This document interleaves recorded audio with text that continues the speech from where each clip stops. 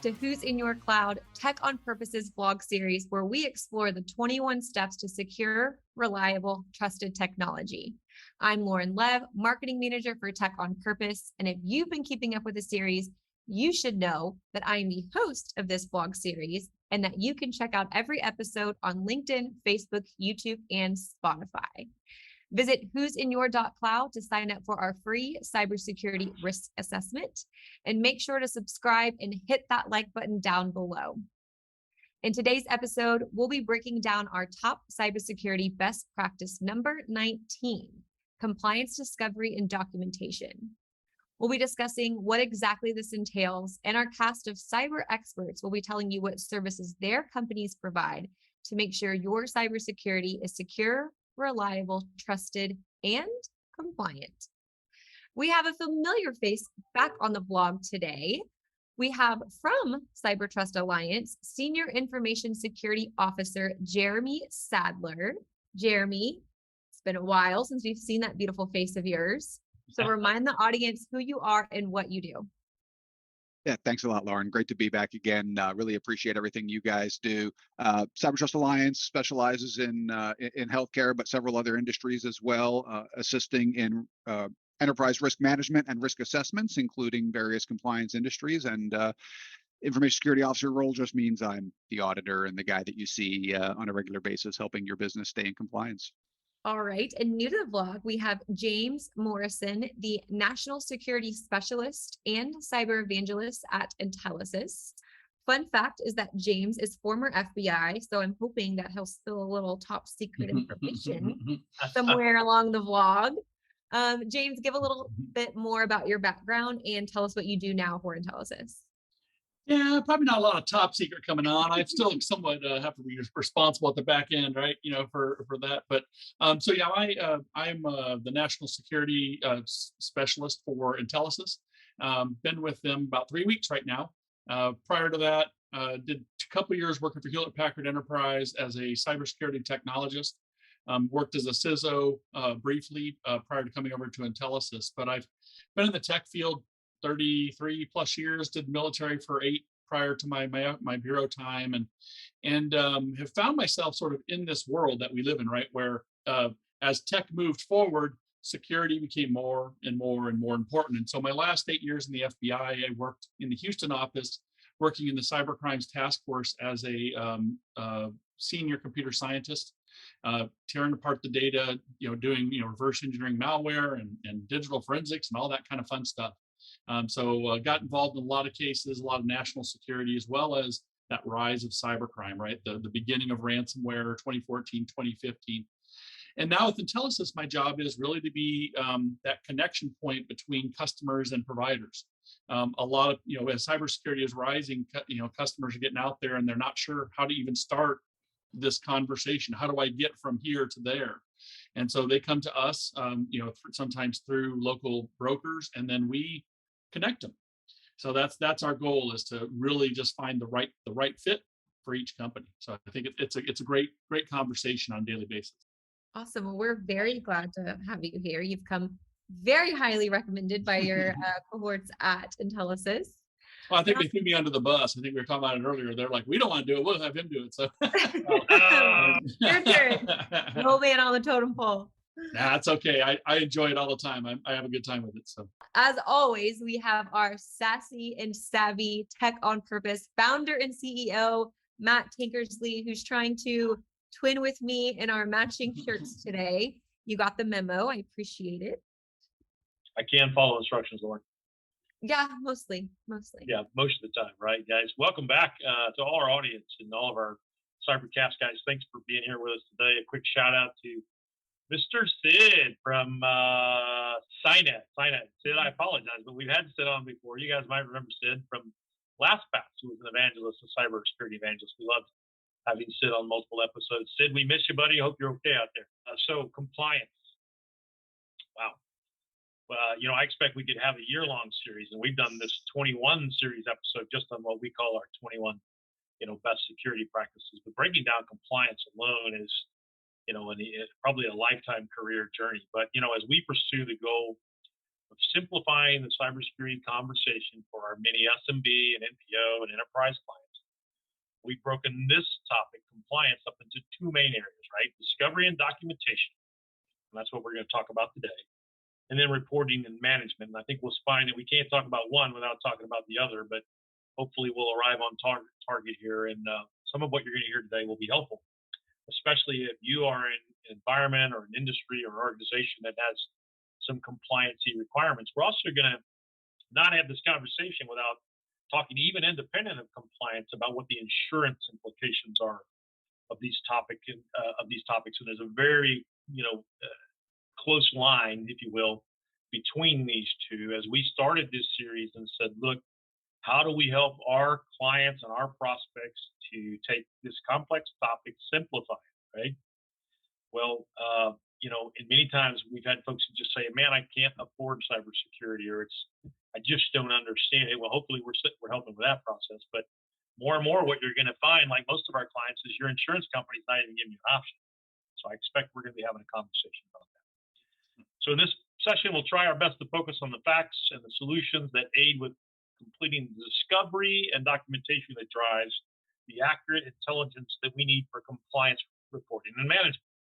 And then we'll discuss all the things that help to, or some of the things, as much as we can in our brief time, to help us to assess and measure risk, and so that we can benchmark that reporting risk management exercise and measure and monitor going forward as our risk changes. Now, there are a myriad of regulatory compliance frameworks that many clients will find themselves responsible for understanding, measuring, and reporting. You might recognize some of the terms like PCI or HIPAA or NIST or SOC or SOC 2, and that's just a few of them, right? So we'll not focus on any specific frameworks today, but hopefully we'll answer the question, why compliance?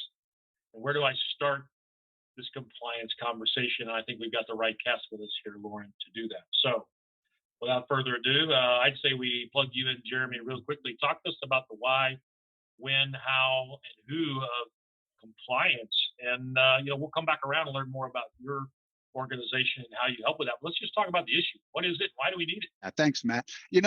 It's interesting because as we talk about compliance and we talk about the importance of discovery and documentation with compliance, and the two go very hand in hand in that one of the things we like to say at CyberTrust is if it's not written down, it doesn't exist. Or if it wasn't written down, it didn't happen, right? Because documentation is your only form of proof or evidence.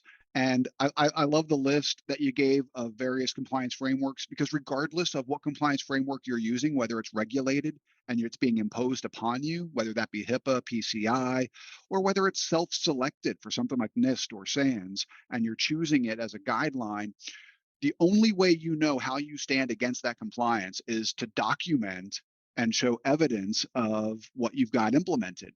And we find all too often organizations, they want to jump right into the doing. They want to, and it's not to their discredit, but they want to, in many cases, put the cart before the horse and jump right into remediation without really understanding where they are and without really having a clearly documented roadmap of where they're trying to get.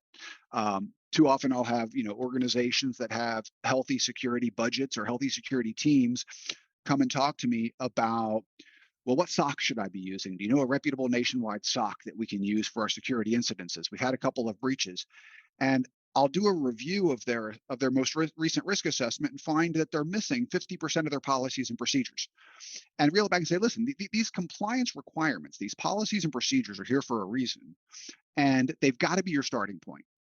Whether that's the administrative controls as your starting point, or whether the discovery, taking it a step back even further and saying just discovering and understanding where you are so that you know what your first step really should be and that's an informed decision, are all super critical in that compliance journey. Again, if it's not written down, it doesn't exist. And you can't possibly know what your first step should be if you haven't taken a look and documented what steps you have in place today. We say it often, you can't get to where you want to go if you don't know where you're at. That's another way of saying what you said, and not quite as smart as the way you said it. As we prepare to pass the ball to Mr. Morrison, any horror stories that might spark an interest for a listener as to the downsides of not documenting and not being compliant. And obviously there are There are penalties. There are financial risks that you can receive from not being compliant. But more than that, we see people that are unfortunately literally losing their livelihoods. What stories might you have that are worthy for a quick share with the audience? I don't have a specific reference, probably better that way anyway, that I don't call them out by name. But Yeah. there was a small dermatology practice out of Colorado that suffered a breach years back. And as a result of that breach, of course, the Office of Civil Rights had to come in and perform an audit. And in a lack of assessment and a lack of documentation, of course, one of the first things they'll do is start to put together and require an organization to respond with a detailed plan of action for remediation, right? And some roadmaps and some milestones. And lo and behold, a couple years later, same organization suffered from another breach and had zero documentation to show that they had done anything to actually remediate from the original audit requirements that were found by the Office of Civil Rights. Believe it or not, they got a free pass, went on to conduct business, suffered a third breach, and it came down to a $1.2 million fine being levied for gross negligence. And we're talking a small sole proprietorship dermatologist in Colorado. This is, not an organization that has deep pockets by any means, and ultimately could have probably put them out of business. I honestly don't even know if they're still doing business at this point, but all comes full circle to the idea that, he may have been doing some things. He may have solicited his IT group to implement better antivirus, better patch management, more security controls. But if none of that was documented and none of that was demonstrated with intelligible proof or evidence, it's not worth a grain of salt. And I'm so glad I hate to hear you say that, but I'm glad to hear you say that, because I know of clients right now that have been slow to adopt security practices. They didn't do it until their insurance company told them that they had to. If you haven't heard that yet, listeners, it's coming, right? And yet now we're 12 months down the road. And so what they did is they subscribed to these security services, and there's a significant portion of those services that require, you've been delivered it, now you have to do something with it. Let me use security awareness training as an example. So now they've been subscribed to security awareness training for a year, and if you go look at their analytics, 5% of their staff have taken and completed their security awareness training. I do not want to be the guy on watch when they have a breach or they get inspected and this data is there. You had the tools and you didn't use them. And, obviously we're taking measures internally to ensure that our clients are smart enough to make the right decisions, or maybe we're not the right partner, right? Wow, what a great, I'm glad you gave that example, Jeremy. Thanks for sharing. So, James, what about it? What compliance? Why do we need this? Why is it important? Any horror stories you have from even the FBI side or even at Intel? Yeah, I was going to piggyback off that because, first of all, Jeremy touches right in my, wheelhouse. In the government, if it wasn't written down, it didn't exist, right? That's a maxim of, after 30 years of federal service, that's just the nature of it. But same thing, we had a company that did a pen test. It was required by compliance. They did that pen test. Pen test came back with, multiple criticals. These need to be fixed, a number of highs. A year later, they came back and did the exact same pen test and had the exact same findings. They had not fixed it. They said, well, I have to do this test for the compliance. That was but they didn't think in their mind that they had to actually fix anything that was being identified from this compliance assessment. And of course, they suffered a breach. Same thing, gross negligence. They didn't get a pass on that second one. That first breach, that documentation came back and they said, you know what? Yeah, you were compliant, but you didn't do anything to correct that, and therefore, they were held accountable. So, I think when we talk about documentation, especially in the small and the mid-sized market, the first place I tell people to start is you may have to go and get a virtual security officer, right? Because a lot of companies don't have that. And so when you're starting to look at what documentation is in place or not in place, do you have incident response plans? Do you have disaster recovery plans? And then have you tested them, right? A lot of companies will have those in place and they never actually check to see if they are sane, right? I mean, I tell the story of a company, pretty small company that their first rule with ransomware, they had this little playbook for ransomware. First rule was go in the data closet and unplug the internet. And so they show up at the door for the, the data closet, and it's locked. And they said, okay, who's got the key? The IT manager has the key and he's on vacation. And they literally didn't have a secondary key. I mean, it was something so basic that they were unable to get into the data closet without going and finding the building manager and actually getting that. And so those are some of the things in just testing and tabletop exercises that, who do I call? When do I call? When does my legal guy get pulled in? And so I think that's one of the first things from a documentation standpoint is I don't care what compliance requirement you have, they're almost always going to ask you, do you have an incident response plan? Do you have a disaster recovery plan? And have you tested them? On top of that, then once we get past sort of that initial documentation, you got to know what you got to be compliant for. Some are obvious, right? So HIPAA, if I'm in healthcare, I know HIPAA or high trust, whatever. But privacy law right now, state privacy law is changing at a very fast pace.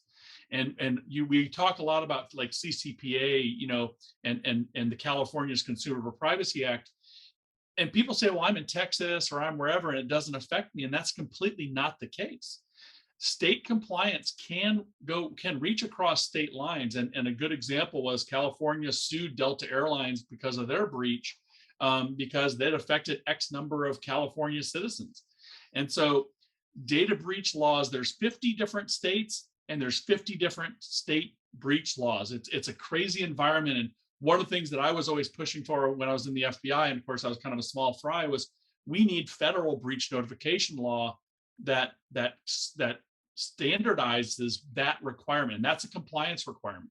But I think privacy law is going to continue to push that conversation. And right now there's 3, 5, 6 different states with privacy laws going into effect. New York, Shield Act, California, but that could be as high as 12 to 15 by next year. And so it's a very complicated compliance legal requirement. And that's why I think having external help sometimes, if you don't have somebody who knows compliance, somebody who knows security, it probably is a good idea to, get some help on that. And we just talked a lot about the need for documentation. We've talked about the compliance perspective of both local and now, and of course, federal regulation. And if you're doing business abroad, then you've got to get into GDPR and other types of compliances as well. So this is not a topic that you want to be hearing about because you've had a compromise or a breach. The first and foremost thing that we would encourage anybody in our listening audience to understand is, are you compliant? Just because, right? And use your cross-state examples. I'm sure a few light bulbs went off for me when you were mentioning that about how could I be liable. And I imagine if I had remote workforce in California. Well, or even customer data, right? So, if you're a large enough, like even states or Texas's state law is fairly low bar. I think it's 1,000. If you lose the data of 1,000 people in Texas, you have a requirement to notify DIR. I as a private proprietorship have probably over 1,000 names in my customer database or companies that I've done business with. And I think people have to recognize that and know your home state, right? I mean, a minimum, know your home state's, compliance requirements. But then take a look at the data that you contain. First question I would say is, do you need to, so this is kind of outside of documentation a little bit, but do you need the data? I tell people all the time, if you don't need to store social security information, why are you storing it? Get it out of there, right? If you can have the, like, for example, I was talking to one very small restaurant here in Houston area up in Kingswood, and they had 12 employees. And she was storing all of the employees' information in a Google Drive. And it was an Excel spreadsheet in Google. And I was like, you have their social security numbers there? And she said, yeah. And I was like, why? And it was because it was convenient. It was something that they'd always done. I said, you need to get those social security numbers off. And then the only time you need them is when you do tax requirements, at the end of the month or end of the year, whenever you do it. But you're actually opening yourself up to, at a minimum, some compliance conversation, but you may find yourself sued if somebody has to go and get identity theft, protection or something like that. Lauren, as we transition into our second segment where we talk about the specific solutions that each of you helps manage service partners like ourselves and then your clients as well. Before we go there, we talked about really two things today: discovery and reporting. We really focused on reporting, and we focused a little bit on the implications and the potential risks of compliances and regulatory sort of things. But on the discovery front, right? Excuse me. One of the things that we're finding is that we have a portfolio of partners that will help with the discovery exercise. We have our own tools that help with the discovery exercise. And for our listeners out there, again, the number one thing, if you didn't pick up on it in every single episode, kind of tucked away in there, everything starts with assessment. If you're not paying attention, we provide a free risk assessment. Exactly. It's a questionnaire process. You can sign up for free at who'sinyour.cloud. Lauren will tell you again about that at the end of the episode. But get an assessment. Now, from an assessment perspective, right, that's a topic we can spend months on. We want to start basically, these are the questions you need to be asking and answering to determine where your risks are. So hopefully we're asking the right kinds of questions that give you the ability to provide a simple, right kind of answer that go, here are your critical, medium, and high risk areas, if you will. That helps us develop a solution set to help you focus on remediation of those risk areas, right? Then there are other kinds of paid kinds of services that aren't also necessarily expensive, where we literally put testing tools in your environment, and we scan all of your devices and your servers and your workstations, and we see what ports are open and what services are running that, quite frankly, might have been a brilliant kind of service to help you do your job easily 2 years ago.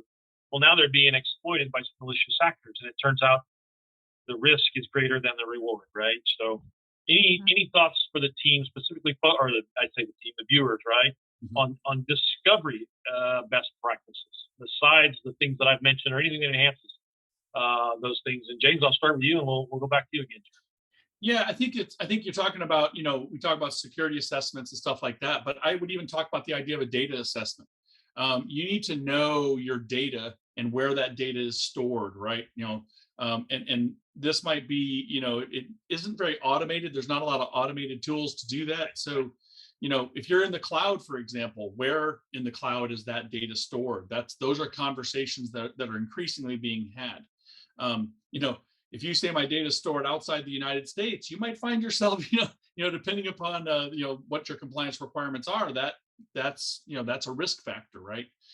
So when I talk about where's your data stored in email? Do you use team environments? I talked about earlier using like Google Drive or some of these free file share locations.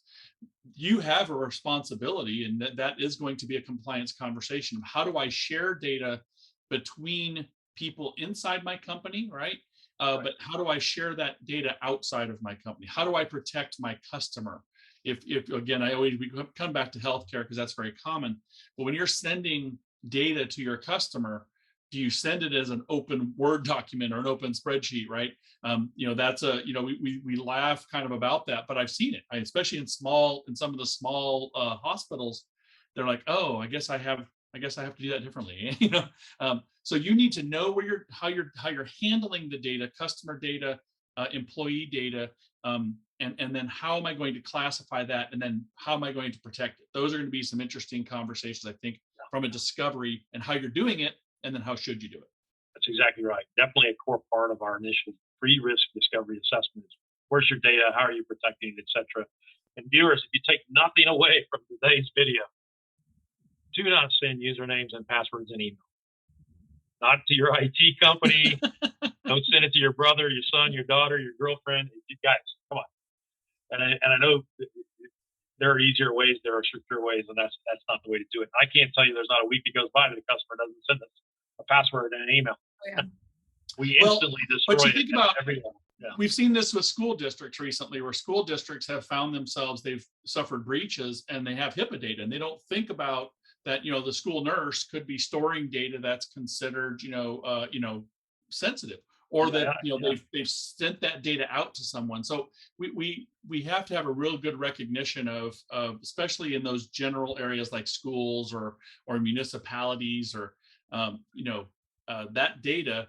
The requirement of the data is not necessarily based upon what you do as a company, but based upon what that data is for and how that data, should be protected. Yeah. So Jeremy, we were all over documentation, right? But documentation starts with discovery. Documentation starts with discovery. And James hit the nail on the head. I'll tell you, I'm willing to bet you, as an external auditor, if I came into that restaurant owner's establishment and asked them what sensitive data they store, process, or transmit, they'd look at me and be like, "No, we don't have any sensitive data that we store, process, or transmit. We're a restaurant. What are you talking about?"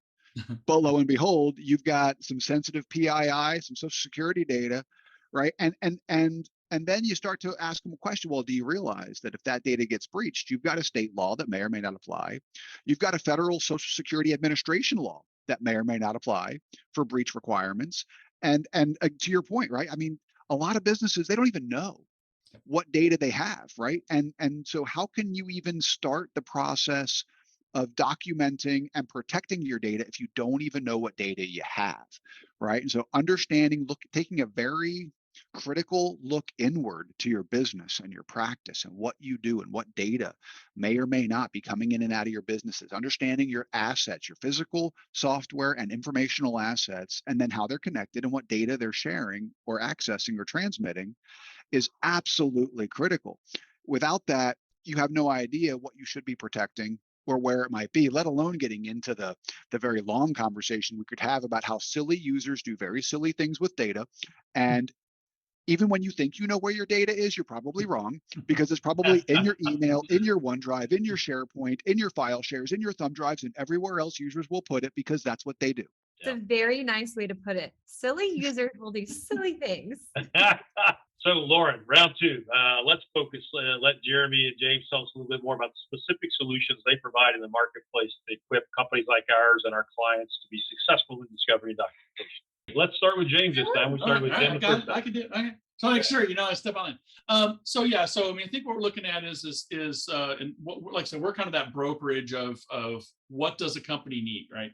Virtual CISO services are the growing monster right now. Everybody wants someone to come in, provide that level of expertise, tell me what I need to do, what do I need to write, help them write it, help them develop it. So that's where, we help connect people to virtual CISO services. Penetration testing companies, right? So, you guys are doing it. A lot of companies are in that space. So depending upon budget, depending upon what you might want after that event, right? So, you want to do a penetration test, and then, or a vulnerability assessment, or, a compliance assessment. Compliance as a service is really this new area we're seeing some companies go into, that they're going to help you not just on that front end of doing compliance, but a continuing compliance conversation. So giving you a dashboard where you can actually see, what your score is right now. What is your current compliance score? And if you added this particular technology, how would it affect your score? Because, sometimes we don't recognize, hey, I passed my assessment, right? So I'm good. Now I'm going to add, I'm going to add XDR, or I'm going to add remote workforce. And what do you mean that affected my compliance score, right? So, you got to know how, I always say every technology, everything you add to your stack changes risk. And that's whether it's compliance risk, whether it's just security risk.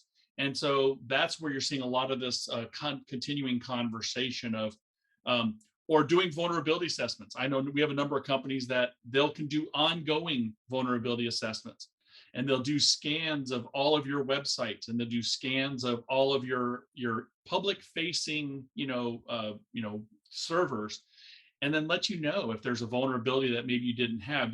We see that all the time. Felina came out last year, or last week, if you weren't paying attention, to Felina's Office 365 vulnerability that probably affects a huge number of folks. And that means, we were talking earlier about patching.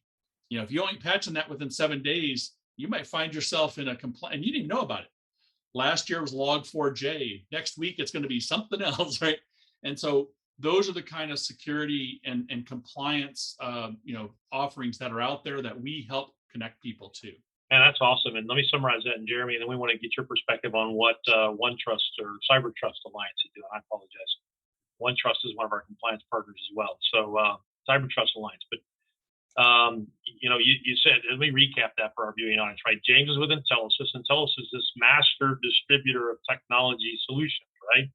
So when you come to TechOnPurpose or our peers out in the marketplace, and you think you know what you need, or you don't even know what you need, and it turns out it's all these 21 best security practices, or 10 of them on the left side of the sheet, as Jeremy said, right?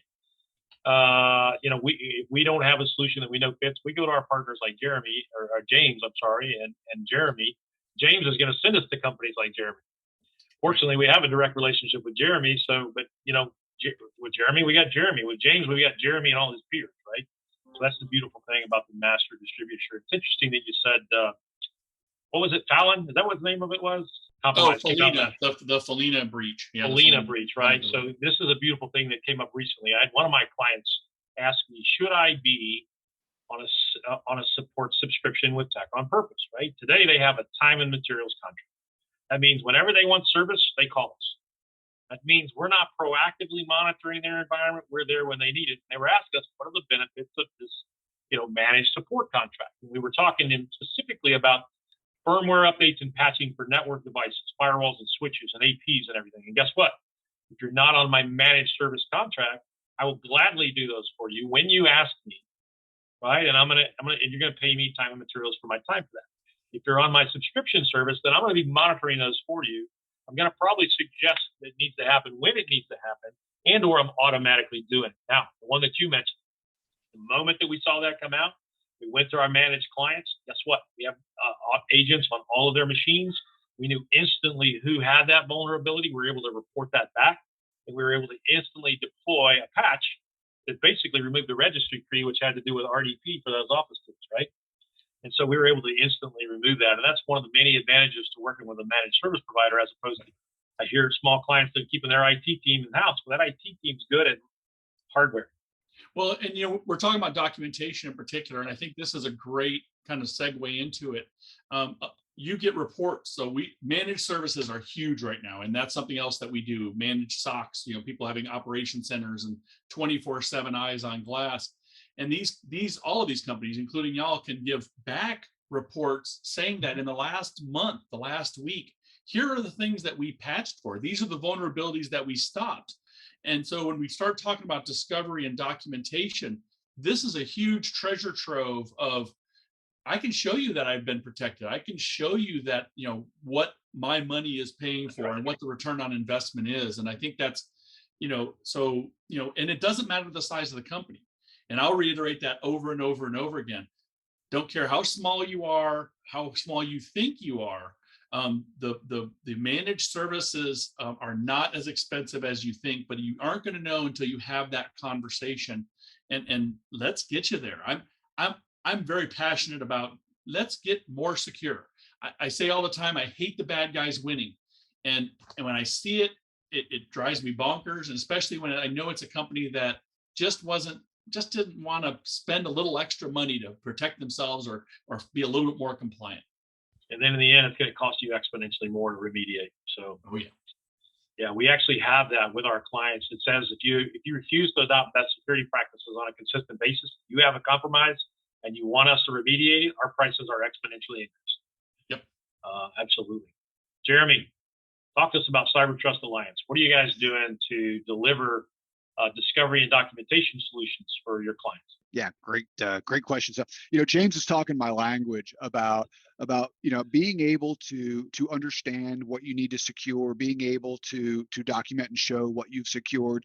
So, Cyber Trust Alliance spends a lot of our time in providing risk assessment services, audit services, and we do it for a lot of different industries. We specialize in grown out of healthcare, and we actually have a SaaS product offering that goes hand in hand with our risk assessments in that space.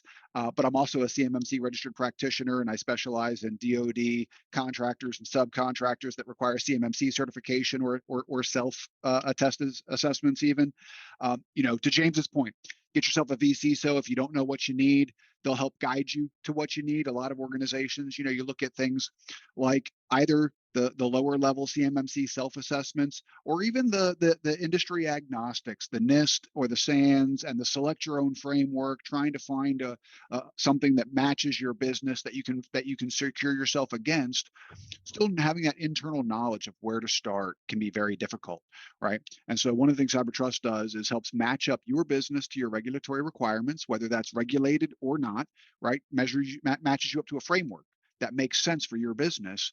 And then helps you navigate that audit or compliance requirements, right? Helps you to go through that discovery process, actually performs the documentation process for you in that audit or in those findings, right? Lays all that out, helps you to see where your gaps are against that framework, whether that's, again, HIPAA, PCI. We've gone into partnerships with SOC 2. We're not certified public accountants, so we can't sign off on a SOC 2, but we can help you navigate those requirements and at least understand where your gaps are before those SOC 2 auditors come in, or if you need us to come in and work with those SOC 2 auditors to help you as a business representative, we do that as well. CISO services, you name it. James, I want to say this a different way. I love one of the things you said, and I'm going to say it back to you a different way. And, I love what I do because every day that I'm on the job is a day that makes it harder for the bad guys, right? And that's a day that we're potentially winning, or at least coming closer to winning. I don't know if I can say with a straight face we're winning right now, because I really don't think we are. But we're getting there. Every day is a day better. Every day it's harder for them is a day that is better for us and somebody else. So that's in a nutshell what Cyber Trust does, though, right? We help you to identify those requirements that are right for your business. We help you to map against those requirements. We help you to go through that audit process. And we don't do it as, that painful audit process that people think about. We're there to be a partner of your business. We're there to be a partner of your practice, your organization, to help you find value in what you need to do as a security program to prevent that worst case from being you next time around. It's collaboration.